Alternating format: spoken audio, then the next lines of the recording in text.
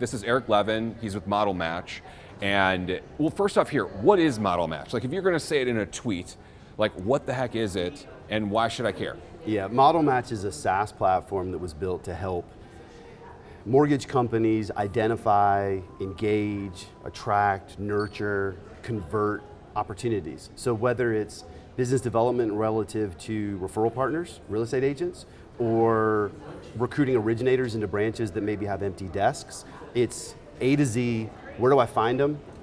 And then hold me accountable to the process to ensure that I can convert at those stages effectively. So, and then deeper than that, you're getting data. For instance, how many loans have you closed? If you're a real estate agent, how many transactions have you done in the last 12 months? Right. And look, I know why that's important as someone that has actually reached out to real estate agents and cold called people. But I guess here, why should someone care in your words? Well, there's a lot of reasons why you should care. I mean, at the end of the day, efficiency. Yeah. Tech buys you time. Yeah. Good tech, good data buys you time. The challenge is, what are you going to do with that time, though, right? I mean, you still have to make an effort. You still have to probably do some uncomfortable things, which is having conversations, maybe making a cold call. But if you can go in with actionable intelligence, it makes those conversations so much easier. And look, here's the other thing. Do you want to go the tractor approach where I'm shoveling up huge amounts of dirt and then having to sift through the dirt, or can I go more of a scalpel approach, right? Where before I even have that first bit of engagement, I already know that I'm engaging with the people that I can create value for, and I can hopefully pick up some business with. Well, and you said, like, to play off Phil Treadwell, you know, everybody's in search for the easy. I talk to a lot of people too that say, like, look, I'm the hardest working lazy person that there is. And it's because a lot of people are struggling with the efficiencies of it, and they're doing needless nonsense all day long, chasing their tail. But like what you're saying, look, if you're going to talk to 10 business partners, let's just say you're a loan officer, I'm going to talk to 10 realtors. Well, what if all 10 of them, you give a stat, there are 3 million active licenses in the United States, but only a million actually doing any business. One transaction in a whole year. Right. And let's be real, I don't want the one transaction a year person either. You can either. spend a whole lot of time and money taking those one transaction people out to lunch and buying them Starbucks. Right, right. So I think the easy button truly is actually spending your time with the person that can change your business, move the needle in some way, and it sounds like this is the way to do it. It helps you to identify the people, but just like you're saying, you still got to do the work. You still have to do the work. You know, we talk about AI a lot, and AI means a lot of things right now. I think we're sort of figuring out what actually is AI, especially when it comes to this industry. But at the moment, I like to think of artificial intelligence, which we've incorporated into our platform to put that originator, as an example, in a position to not have to go through a filtered line of things to figure out what it is I'm actually looking for. Now, you can do that inside of our app, but if you just plug your NMLS ID and we're going to show you a curated list using AI of who you should actually be engaged with based upon your NMLS ID. But you still have to do something. You're right. You still have to do something. What I was joking around with the group earlier was the day that the AI is so strong that you don't have to do anything anymore, is anybody paying you 100 basis points commission on a loan at that point? Absolutely not. Do they need you at all? Right. So while the robots are chasing us, let's do as much as we possibly can. And look, I'm not a believer that the robots and AI is going to replace the human. At the end of the day, what do you hear mostly from consumers? I want to sit across the table from someone I can trust. AI is not going to build trust, but AI and data will put you in a position to get closer to building trust. I mean, it goes down to saying, and actually this is a Dave Savage quote from Momentum Builder last year, is that AI and tech is not going to replace a loan officer. But the loan officer that leverages and knows and pushes it to its fullest limits, tech and AI, they're going to replace the people that don't. That's right. Look, Dave's a friend of mine. He's an OG in this business for sure. Time. But when you look at the top producers that he talks to, that he has on his podcast and his interview series, these people aren't just leveraging tech and then sitting back and doing nothing. Right. They're actually putting in just as much effort as you are, but their time is spent on the activities that actually create value. Right. In a lot of ways, they put in more work. They just do it more, and they're talking to more of the people that they should talk to.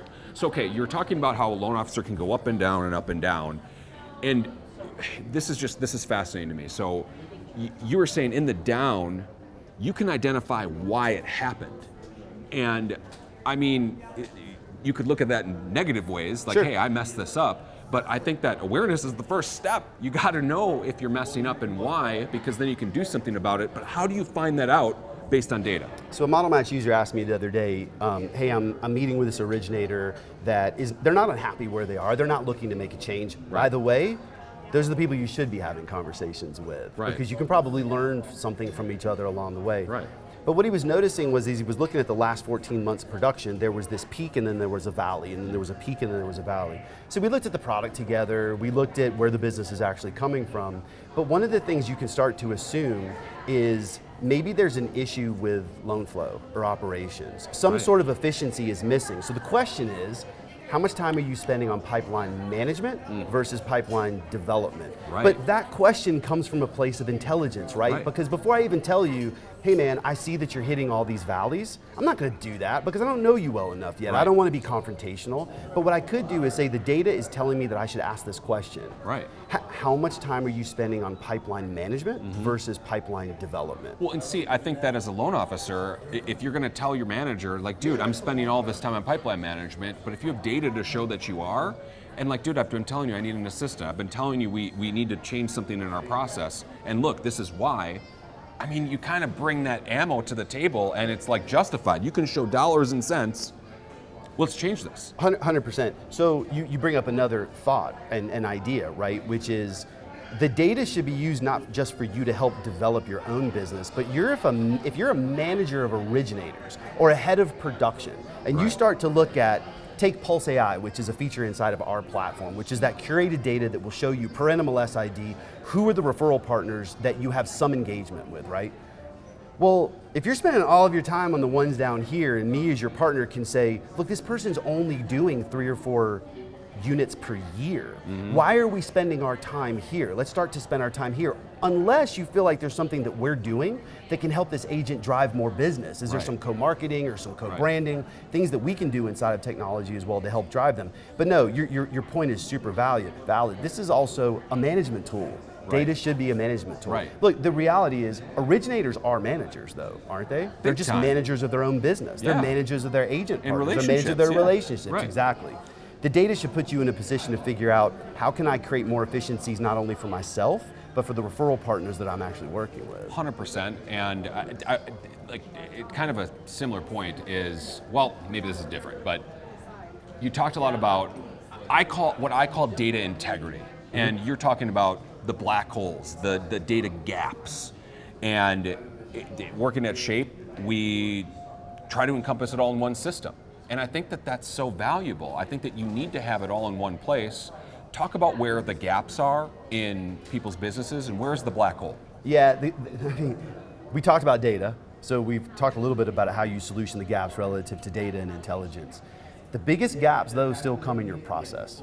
Yeah. So once you've identified the opportunities, what is your process to engage, attract, nurture, and then ultimately convert those opportunities? You know, I tell stories of if you're a manager looking to recruit to your branch, or if you're a loan officer looking to recruit a referral partner. Right. Like, I'm not working with you, I like to work with you. I know that you do a decent amount of business in the market. We have a conversation and it's perfectly fine. But if you're recruiting the LO says, hey look, I'm happy where I am, let's catch up down the road. Or the referral partner says, I've got a good relationship with these couple, but let's stay in touch. Right. Then you go look at your data, your insights 3 months later. And the loan officer, you already see on LinkedIn, they just joined another company because you didn't do the next thing. You didn't remind yourself to do the next thing, to engage with them again, to look for an opportunity to have another conversation. Same thing with that referral partner. You all of a sudden see that there's a new LO getting this agent's business, and it's not you. When you have an action, so here's what I call it. It's an action. An action is you and I are talking right now. This is an action. An action. If I want to talk to you again though, I'm going to say, hey man, what are you doing Tuesday at 9 a.m.? Yeah.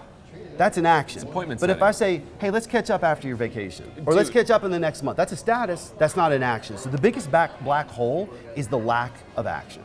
Right, call to action, what's the next step?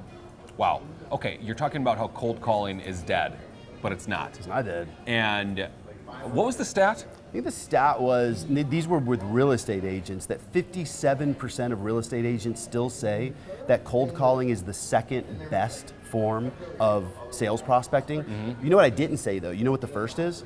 What? Do you want to guess? I thought it was number one, but maybe I wasn't paying attention. Or maybe I said it wrong. But It's number 2. It's actually number 2. Okay. The 57% was right. Okay. But number 2. You know what the number 1 is? What? Referrals. Duh, right? Yeah, referrals. But where do you think the referral came from originally? Well, right. Probably a cold call. Right. Or me meeting you at an event and striking up a conversation, But- right? and that's just the thing. And you were talking about that. Like, look, I just talked to a person that hasn't closed a loan in the past 12 months, and I'm a recruiter. That's wasted time. Right. Hey, I just talked to a real estate agent, took them out for coffee, bought their lunch.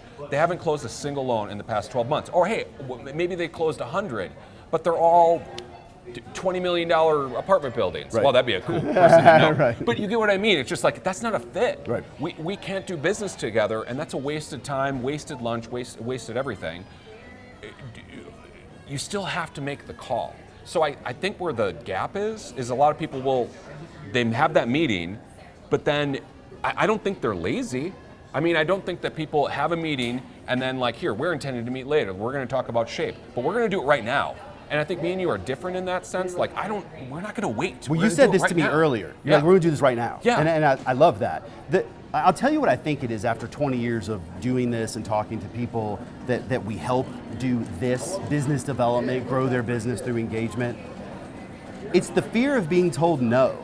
But the reality is, I'd rather find out really quickly that you and I can't create value for each other. And oh, by the way, if I'm honest with you, I probably can still get something, which is, hey, is there anybody that you might recommend that I should talk to? And hey, Joe that I work with at Keller Williams, you guys ought to know each other. And how about you don't even ask that, but the opportunity comes down the road and I think, oh wait, I got somebody for you. 6 months later, also your business might be different, and then all of a Right. sudden we are good for each other. 100%. That's right. I think that's I where a think lot it's of just the people fear. fail. It's the emotion of either not being prepared, which is why I don't do the first thing, or being happy that we had a good conversation, but afraid that it might not lead to a transaction, and so I don't ask for the next thing.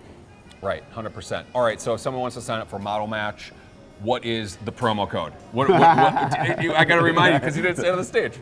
Well, we don't have a promo code. I need to get a promo code. So then we're going to insert this when we edit this, the promo code for everybody at Momentum Builder and Eric, brother.